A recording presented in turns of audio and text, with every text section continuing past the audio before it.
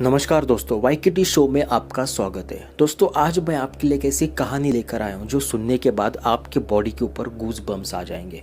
बस मैं जैसे कहानी सुना रहा हूँ, आप बस उसी को इमेजिन करते जाइए, आपके बॉडी के ऊपर गूज बम्स जरूर आएंगे। कहानी है सुमन की, जो कि काफ़ी होशियार और तेज तर्रार लड़की है। अपने घर की गरीबी हालात के बावजूद भी वो आगे अच्छे नंबर से पास होकर और आगे पढ़ना चाहती है, ताकि अपने माँ बाप को उस गरीबी से वो निकाल सके। इसमें उसका साथ देते हैं उसके पिताजी, जो चाहते हैं कि उसकी बेटी पढ़ लिख कर एक बड़ी अफसर बने। अब इसी बीच सुमन को अपनी हायर एजुकेशन कंप्लीट करने के लिए किसी और शहर में जाना पड़ेगा, क्योंकि उसके गांव में सिर्फ 11वीं और 12वीं तक ही कॉलेजेस थे। ऐसे में सुमन जो है वो बाहर की कॉलेजेस के लिए अप्लाई करती है, जहाँ पे वो सिटी सिलेक्ट करती है देहरादून। देहरादून एक बहुत ही खूबसूरत जगह है और वहाँ पे ज़्यादा शोर शराबा भी नहीं है और पढ़ाई भी अच्छे से हो सकती है। यही सोचकर वो देहरादून सिटी के लिए निकल पड़ती है। उसके एडमिशन की फॉर्मेलिटीज़ होने के बाद वहाँ पे उसको रहने के लिए एक हॉस्टल जो है वो एलोकेट किया जाता है। अब कहानी की शुरुआत इसी हॉस्टल से होती है। अपनी एडमिशन की प्रोसेस पूरी करने के बाद वो अपने हॉस्टल की ओर निकल पड़ती है, जो कि कॉलेज के ठीक पीछे ही था।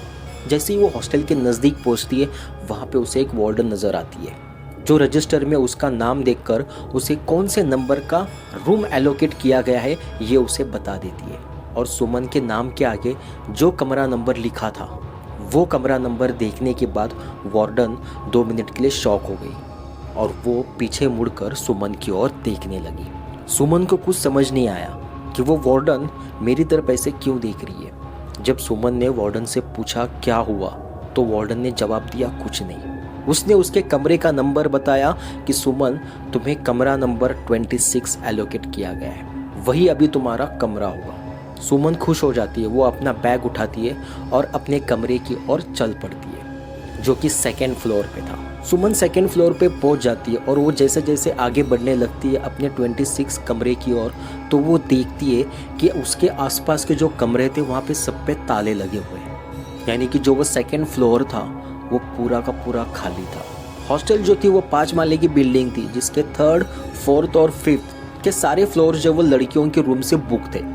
लेकिन 2nd फ्लोर एक ऐसा था जहाँ पे कोई भी कमरा बुक नहीं था सिवाय सुमन के। उस 2nd फ्लोर पे सिर्फ सुमन का ही अकेले का एक कमरा था।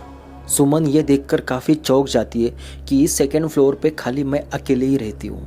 सुमन को ये बात थोड़ी सी अजीब लगी, पर सुमन इन सब चीज़ों को इग्नोर कर देती है, क्योंकि आफ्टर ऑल वो एक होशियार और पढ़ाकू लड़की थी और वो सिर्फ वहाँ पे इसीलिए आई है कि वो पढ़ाई कर सके। तो उसे और बाकी किन चीज़ों से कोई मतलब नहीं था। वो अपनी बैग उठाती है और कमरे की ओर चल पड़ती है। वो कमरे के अंदर चली जाती है। उसे कमरा काफ़ी खूबसूरत लगता है, जो कि वहाँ पे 2 बेड है, लेकिन फिर भी वो वहाँ पे अकेले ही रहने वाली थी। और कहीं ना कहीं सुमन को ये बात अच्छी भी लगी कि ठीक है चलो, कि किसी का डिस्टर्बेंस नहीं होगा स्टडी के लिए। सुमन अपना सारा सामान जो है वो एक साइड में रख कर अपने कपड़े जो वो कबर्ड में लगा देती है। अब यहाँ पे सुमन फ्रेश होकर कॉलेज निकल जाती है। कॉलेज से वापस आने के बाद हॉस्टल के हर लड़की जो वो सुमन की ओर देख रही थी। कोई सुमन से बात भी नहीं करना चाहता था और सुमन को भी इस बात से फर्क नहीं पड़ता था। वो सीधा आती है, 2nd फ्लोर पे जाती है और अपने कमरे में जाकर दरवाज़ा बंद कर बैठ जाती है। सुमन यहाँ पे थोड़ी सी सोच में तो पड़ जाती है कि लोग मेरी तरफ इस तरह क्यों देख रहे थे। सुमन इन बातों को इग्नोर करके अपने कबर्ड में से कपड़े निकालने के लिए जाती है। तब वो देखती है कि कबर्ड में उसके कपड़े ही नहीं है। वो काफ़ी हैरान हो जाती है, क्योंकि उसने अभी थोड़ी देर पहले ही अपने कपड़े जो थे वो कबर्ड में सेट किए थे। वो कबर्ड का दरवाज़ा बंद करती है। तभी उसकी नज़र उसके बैग के ऊपर जाती है। वो बैग को उठाकर चेक करती है तो उसके अंदर उसके कपड़े ठीक उसी तरह से घड़ी करके रखे हुए होते जिस तरीके से वो पहली बार उसके अंदर थे। सुमन को ये काफ़ी अजीब लगता है कि मेरे कपड़े कबर्ड में से निकाल कर वापस किसने बैग में रखे। अब यहाँ पे सुमन को जो वो बाकी लड़कियों पे शक आने लगता है। जिस तरीके से लोग उसकी तरफ देख रहे थे, तो उसे लगता है कि शायद ये लोग मेरे से मजाक कर रहे हैं। वो अपना कमरे का दरवाज़ा खोलकर वार्डन के पास चली जाती है और वार्डन को सारी हकीकत वो बताती है। अब यहाँ पे वार्डन जो वो काफ़ी डर जाती है। वार्डन की शक्ल चेंज होते हुए देख सुमन को पूरा यकीन हो जाता है कि यहीं पे किसी न किसी लड़की ने उसके कमरे का दरवाज़ा खोलकर उसके कपड़े वापस से बैग में रख दिए। पर यहाँ पे वार्डन के डरने की बात कुछ अलग ही थी। उसने बस सुमन से सिर्फ इतना कहा कि क्या तुम वो कमरा छोड़ सकती हो? तुम्हें जो एलोकेट किया गया कमरा है वो छोड़ दो। तो सुमन ने कहा कि अगर मैं वो कमरा छोड़ दूंगी तो क्या आपके पास कोई और कमरा है मुझे देने के लिए।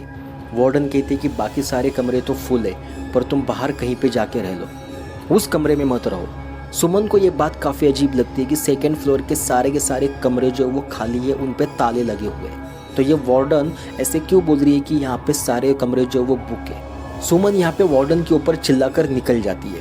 अब रात का समय हो चुका था। सुमन खाना खाकर अपने बेड पे सो जाती है। ठीक आधी रात में सुमन को उसके दरवाजे पे किसी ने नॉक किया हुआ आवाज आता है। सुमन नींद की काफी कच्ची होने की वजह से उस आवाज से सुमन की आंख खुल जाती है। वो घड़ी में वक्त देखती है। वक्त हुआ होता है रात में 3:05। सुमन सोचती है कि इतनी रात गए कौन यहाँ पे दरवाजा खटखटा रहा है, पर सुमन सोचती है कि शायद ये उसका वहम होगा। वो वापस से अपने बेड पे सो जाती है। तभी दोबारा से दरवाजे पे खटखटाने की आवाज आती है। अब इस बार जो वो सुमन श्योर हो जाती है कि दरवाजे पे सच में किसी ने तो नॉक किया है, ये उसका वहम नहीं है। अब वो ये समझ रही थी कि हॉस्टल की कोई ना कोई लड़की उसके साथ मजाक कर रही है और वो गुस्से में उठकर दरवाजे की ओर चले जाती है। जैसे ही वो दरवाज़ा खोलती है वो देखती है कि उसके सामने कोई नहीं है, बस सिर्फ उस सेकेंड फ्लोर पे घना अंधेरा है।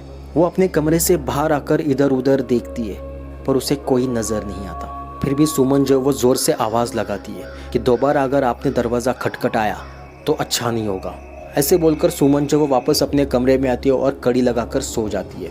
लेकिन अब इस बार दरवाजे पे खटखटाने की नहीं बल्कि किसी के रोने की आवाज़ आने लगती है। अब सुमन जो है वो दरवाजे की ओर पीट कर सोई हुई वो अचानक से पीछे मुड़कर देखती है। ठीक उसके दरवाजे के बाहर कोई तो बैठकर रो रहा है। अब यहाँ पे जो है वो सुमन जो वो थोड़ी सी सीरियस हो जाती है, पर फिर भी सुमन को बाकी लड़कियों पे ही डाउट था।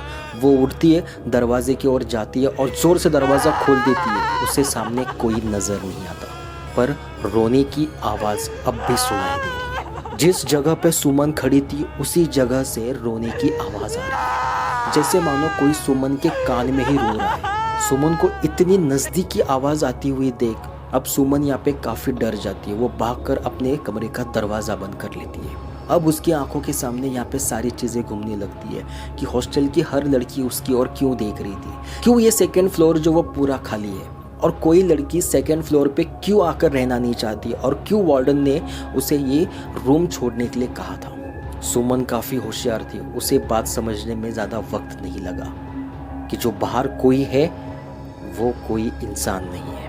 सुमन अपने बेड पे बैठी हुई थी, तभी उसे दोबारा से आवाज़ सुनाई देने लगी, पर इस बार आवाज़ जो है वो रोने की नहीं थी बल्कि किसी के दर्द में चिल्लाने की आवाज़ थी, कर्राने की आवाज़ थी।